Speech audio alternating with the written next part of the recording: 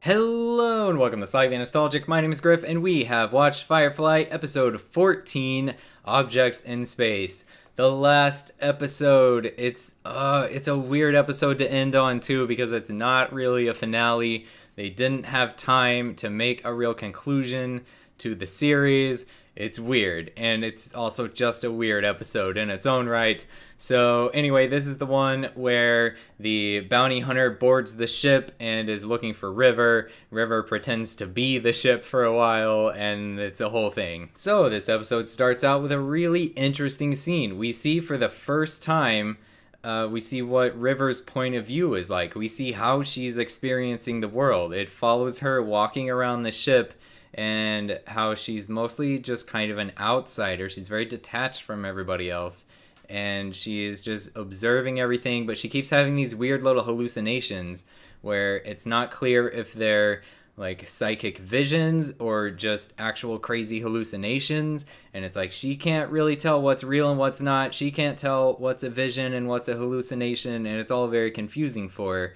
It's also really lonely for her. I feel really bad for River because she's seeing all of these people getting closer and closer. She sees Simon and Kaylee together, being all flirty and everything. She sees Jane and Shepherd Book getting really buddy-buddy. They're cooking a meal together, of all things. Like, they're having all this banter about Jane becoming a saint someday. He's like, Saint Jane, it has a nice ring to it, and things like that. And Book's like, I'm not aware of any miracles you've performed. And that's really great. That's a great scene. And then she sees Wash and Zoe making out up in the cockpit, and she has like this psychic link with them for a second, and then she's pulled out of it, and she doesn't know what's going on. She's kind of confused, and then she just wanders on. It's a really interesting scene, and especially because we haven't gotten much of River at all for the last several episodes.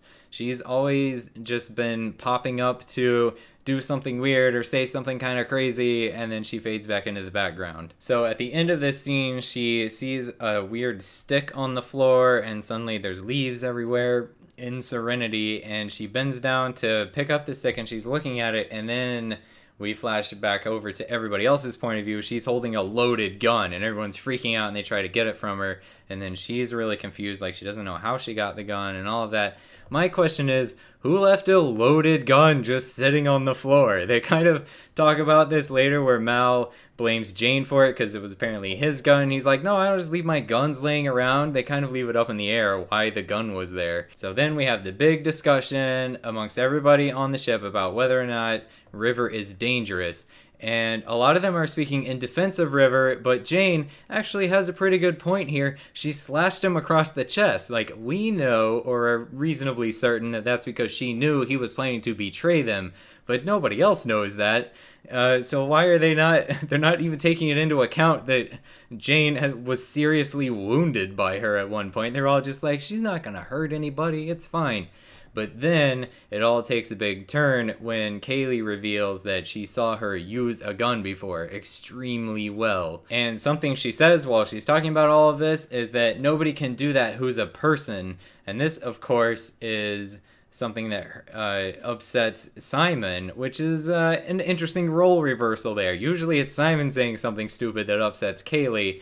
Now we see it happening from the other side. But then we get a whole discussion with everybody on the crew that I completely forgot about, where they're discussing whether or not she might be psychic or a reader, or she knows things that she shouldn't, things like that. I totally forgot about this discussion. I've been wondering this whole time, how much are these other people noticing what's going on with River? Like, do they all just accept that she's a psychic, or are they just not noticing, or do they think she's just really intuitive? And the answer here is that it depends on the character. Mal and Shepherd Book and eventually Jane all seem to think it's actually possible that she is indeed supernaturally psychic somehow. And then others seem pretty skeptical. They think it's kind of a goofy idea. Simon, interestingly, seems pretty skeptical of the idea that she's psychic, which doesn't make any sense really because he's seen it firsthand. Unless he's just trying to rationalize that away and just say she's just really intuitive, she's just really smart. but I thought that was interesting because he actually, like I've said in previous episodes, he's seemed to just accept and actually rely on her being psychic.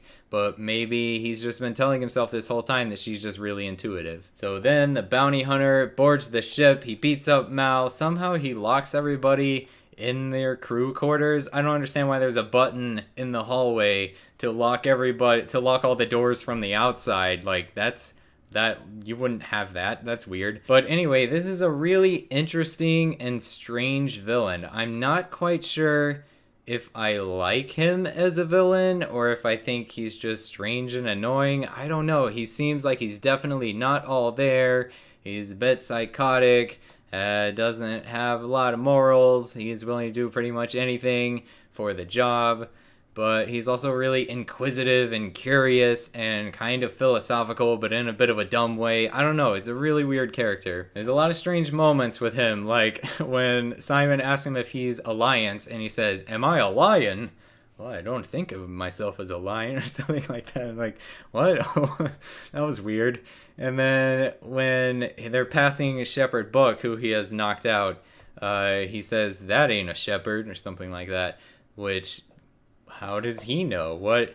This is just another part of the mystery of Shepherd Book that I'm not sure has ever been fully explained in the comments or anything, is how did Jubal Early know just by looking at Shepherd Book that he wasn't just a normal preacher? Anyway, while all this is going on, Simon gets to be his usual self. When he's kidnapped, he becomes very funny, very sarcastic, and very courageous. I love when they put Simon in this situation and he's just like super chill, super calm, and also really witty. It's great. I think the first time I watched this episode, I thought River might actually have mind melded with the ship or whatever, and I remember thinking it was really stupid. Like, I was starting to lose a lot of respect for this show right at the end here in the last episode. Like, okay, what are they doing? Are they really doing some kind of weird metaphysical sci-fi thing where she downloads her special psychic brain into the ship's computer or something? Like, we haven't even been shown that the ship has a central computer. If the ship doesn't talk to people or anything, this would be a really silly plot point. So I'm glad it didn't really happen. It was a great reveal that she's actually in his ship. I definitely did not see that coming. I didn't know what was going on.